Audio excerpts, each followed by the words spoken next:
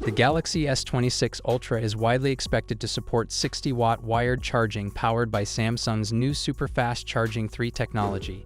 If the rumors hold, it will mark the company's first major charging upgrade in years. A new Samsung charger was silently listed on the company's website. It is called the 60-watt power adapter and carries the model number EP610.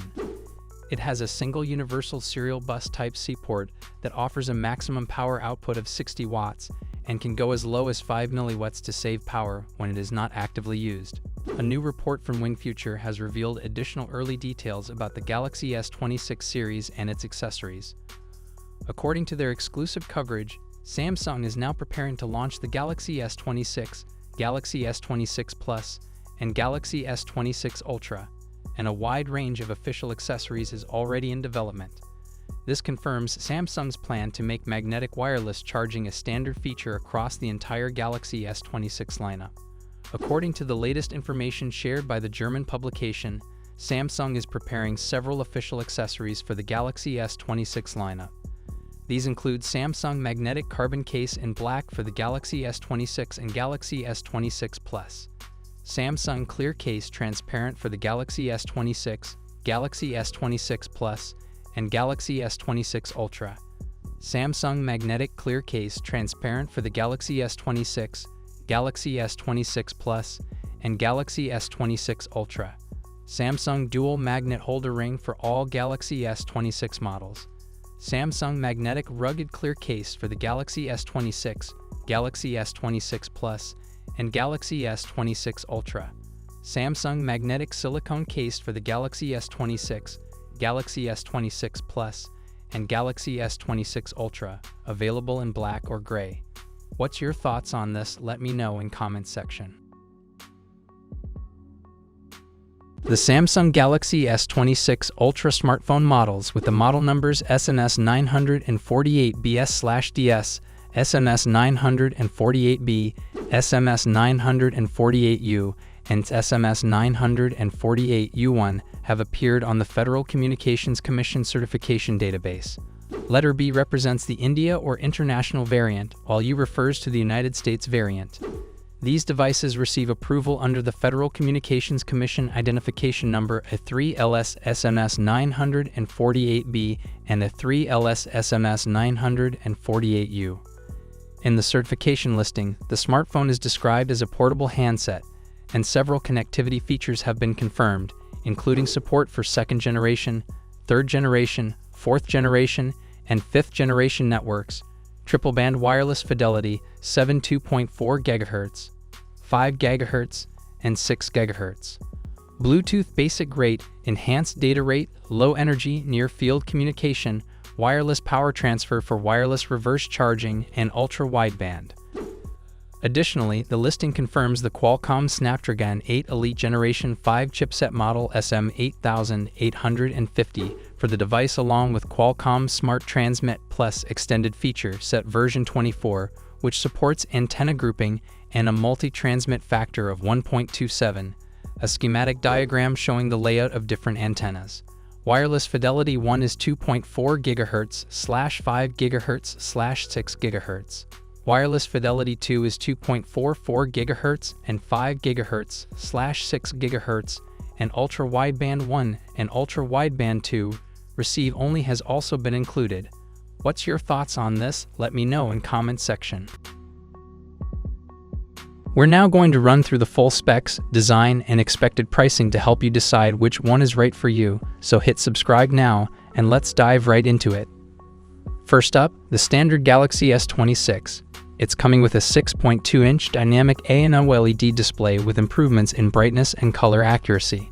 We get a 120Hz display with HDR10+ and a resolution of 1080x2340. The display will be protected by Gorilla Glass Victus 3. For selfies, it has a 12-megapixel punch-hole camera. On the rear, there's a triple camera setup consisting of a wide, ultra-wide, and telephoto, but the exact sensors are still unknown. It'll be powered by the Snapdragon 8 Elite Gen 2 chipset and comes with 12 GB of RAM and up to 512 GB of storage, UFS 4.0. The battery is a 4000 mAh unit with 25 dB fast charging and 15W wireless charging. It will also support 5G, Bluetooth 5.4, Wi-Fi 7, and ultra-wideband support. The phone will launch with One UI 8 based on Android 16 and is expected to start at around $800 in January 2026. Next, we have the Samsung Galaxy S26 Plus, which may also be known as the S26 Edge. This one will come with a 6.7-inch dynamic ANO LED display with similar improvements in brightness and color accuracy. You'll get a 120Hz display, HDR10+, and a resolution of 1440x3120, protected by Gorilla Glass Victus 3. There's a 12-megapixel punch-hole camera for selfies. The rear setup includes a dual camera system with a wide and an ultra-wide camera, though the exact sensors are still under wraps.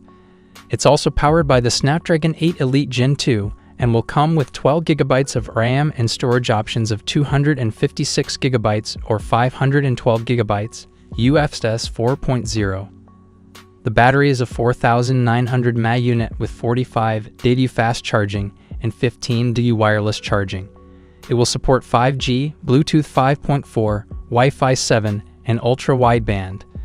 This model will launch with One UI 8 based on Android 16 and is expected to be priced from $1,000 in January 2026. Finally, we have the premium model, the Samsung Galaxy S26 Ultra. This one features a 6.9-inch dynamic ANO LED display, again with improvements to brightness and color accuracy, 120Hz refresh rate, and HDR10+, with a resolution of 1440x3120, and it will be protected by Gorilla Glass Armor 3. There have been reports suggesting that this could feature the first ever under-display camera on an S-series phone, likely an 8-megapixel under-display selfie camera. On the rear, it will come with a quad camera setup featuring wide, ultra-wide, telephoto, and periscope lenses, but the exact sensors are still unknown. The phone will be powered by the Snapdragon 8 Elite Gen 2 in all regions and will come with 12GB of RAM and up to 1TB of storage, UFS 4.0. It's packing a 6,000 mAh battery with significant improvements to fast charging. As expected, it will also support 5G, Bluetooth 5.4, Wi-Fi 7, and ultra-wideband. The S26 Ultra will launch with One UI 8 based on Android 16 and is expected to start at $1,300 in January 2026. Overall, it's looking like the Samsung Galaxy S26 series is going to be an exciting release, especially if the Ultra becomes the first S-series phone to feature the under-display camera. Samsung seems to be continuing their strategy of improving and refining their phones, rather than completely redesigning them for the sake of it. And just like all new phones, there will be a major emphasis on software, with AI playing a huge role in the user experience. The launch is still a bit far off, but we can expect plenty of information to leak as we approach the release date. Make sure you're subscribed so you don't miss out on the latest updates.